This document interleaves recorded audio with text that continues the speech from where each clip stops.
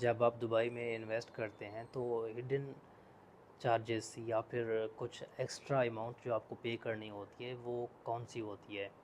देखें, सबसे पहले तो आपको ये बात माइंड में रखनी है कि आप जिस भी प्रॉपर्टी में इन्वेस्ट कर रहे हैं उसकी एक डिमांड होती है। वो एजेंट आपसे डिमांड कर रहा होता है या फिर समटाइम्स जो डायरेक्ट बायर आपसे उस प्रॉपर्टी की डिमांड करता है। तो नेगोशिएशंस के बाद जो डील डन होती है, मींस आपने जिस रेट पे प्रॉपर्टी बाय करनी होती है वो तो अमाउंट आपको ज़ाहिर सी बात है पे करनी होती है।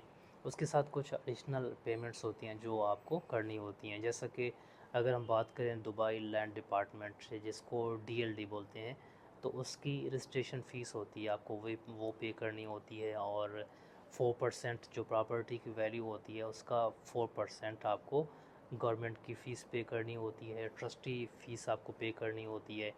जो रियल स्टेट एजेंसी, जो रियल्टर्स आपकी ये डील क्लोज़ कराते हैं, उनको आपने 2% पे करना होता है। और अगर हम ऑफलाइन प्रॉपर्टीज़ की बात करें तो फिर उनके एनओसीज़ बनते हैं और फिर रजिस्ट्रेशंस होती है।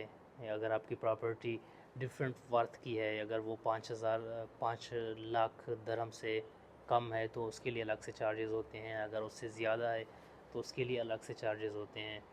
प्रॉपर्टी इन्वेस्टमेंट, प्रॉपर्टी अपॉर्चुनिटीज़ के कहाँ पे इन्वेस्ट करें, प्रोसीजर्स क्या होते हैं, स्ट्रेटजीज़ क्या होती हैं, और किन फैक्टर्स को आपने जब प्रॉपर्टी में इन्वेस्ट करें तो ज़रूर मद्देनज़र रखना होता है। इंशाल्लाह we will cover all these topics in coming videos. और बहुत सारे टॉपिक्स हमने ऑलरेडी कवर किए हैं। अगर आपका कोई क्वेश्चन है तो आप हमारे नंबर्स पर रब्ता करें, ऑफिस विज़िट करें। इंशाल्लाह we will try our best to assist you and guide you. Thank you so much for watching.